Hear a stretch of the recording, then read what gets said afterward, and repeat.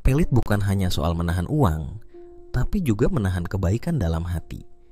Hidup ini bukan sekadar berapa banyak yang kita miliki, tapi seberapa besar ruang di jiwa untuk memberi, peduli, dan ikhlas melepas sesuatu untuk orang lain.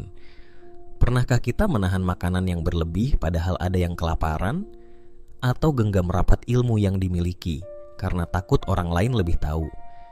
Kadang, waktu luang pun kita enggan bagi untuk menemani orang-orang yang merindukan perhatian.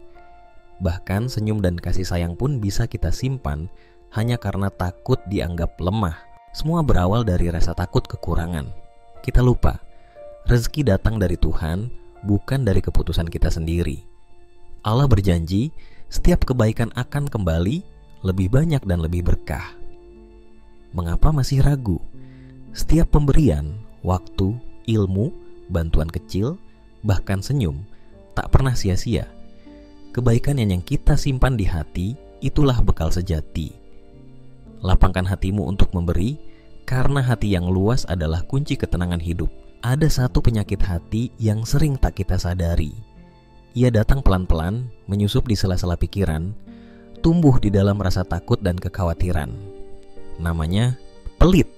Pelit itu bukan cuma soal uang, tapi juga soal hati. Soal seberapa besar ruang dalam jiwa kita untuk memberi, untuk peduli, untuk ikhlas melepaskan. Pelit itu saat kita punya makanan, tapi enggan berbagi, bahkan pada orang yang kelaparan. Pelit itu saat kita punya ilmu, tapi enggan mengajarkan, bahkan pada orang yang butuh jalan keluar.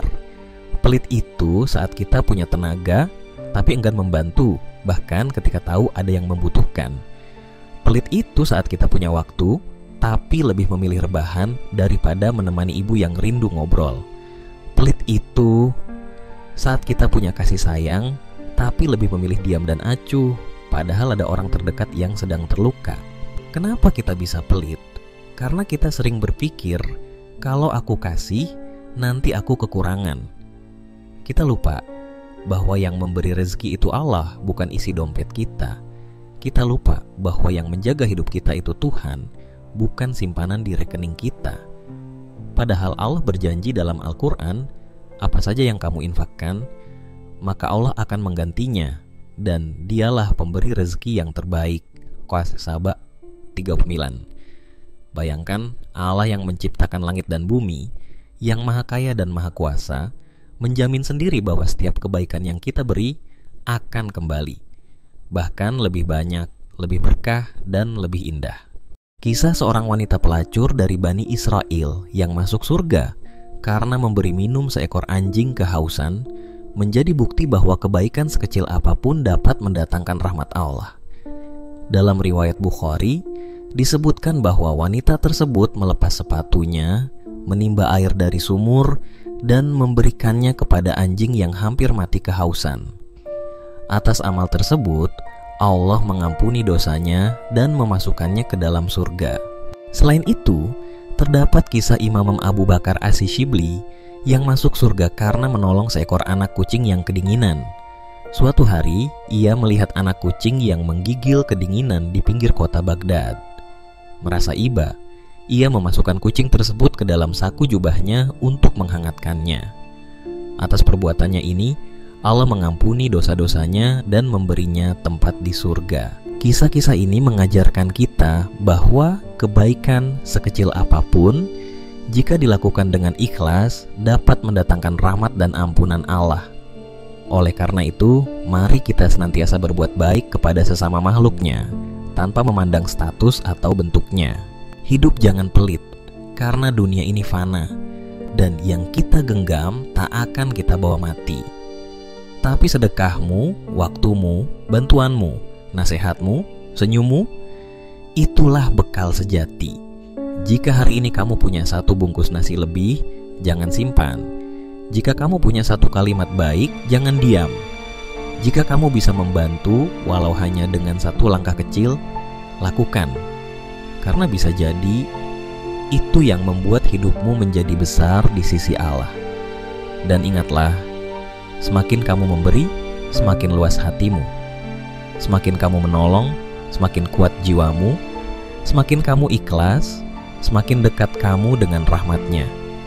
Hidup ini terlalu singkat untuk menjadi pelit, terlalu sempit untuk menjadi kikir. Lapanglah, karena kelapangan hati adalah jalan menuju ketenangan yang sejati.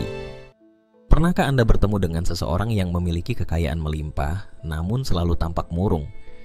Memiliki rumah megah, namun hatinya terasa sempit? Makan lezat setiap hari, namun lidahnya tak pernah puas? Semua itu bukan karena kekurangan harta, tetapi karena terlalu mencintainya. Ada pula yang begitu takut hartanya berkurang, sehingga memberi Rp1.000 pun terasa berat. Setiap kali diminta tolong, jawabannya, "Maaf, saya juga pas-pasan." Namun saat dilihat mobilnya berganti setiap tahun, bajunya bermerek, liburannya ke luar negeri. Pelit bukan karena tak mampu, tetapi karena hatinya tak lapang.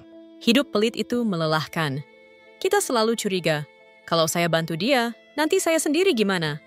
Padahal, rezeki itu bukan hitungan matematika. Rezeki datang dari arah yang tak disangka-sangka. Tapi bagaimana Allah mau kirim rezeki kalau tangan kita saja terlalu sibuk menggenggam? Pelit itu bukan soal uang, tapi soal hati. Ada yang punya banyak, tapi tak pernah merasa cukup. Ada juga yang punya sedikit, tapi senyum dan sedekahnya luas seperti langit. Yang satu menyimpan kekayaan, tapi kehilangan keberkahan. Yang satu memberi walau tak seberapa, tapi hidupnya tenang dan ringan.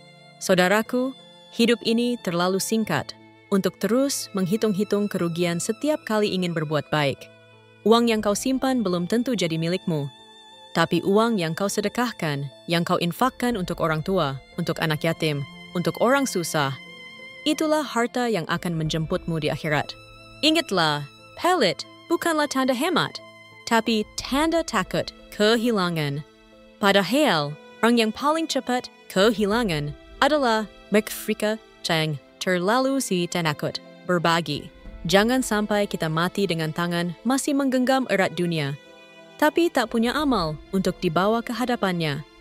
Harta yang tak pernah kita bagikan akan jadi saksi bisu di hari pertanggungjawaban. Jadilah stretch fashion yang buahnya dinikmati banyak orang, bukan seperti batu yang hanya jadi hiasan, tapi tak memberi manfaat. Karena hidup ini bukan soal berapa banyak yang kita kumpulkan, tapi berapa banyak yang kita bagi.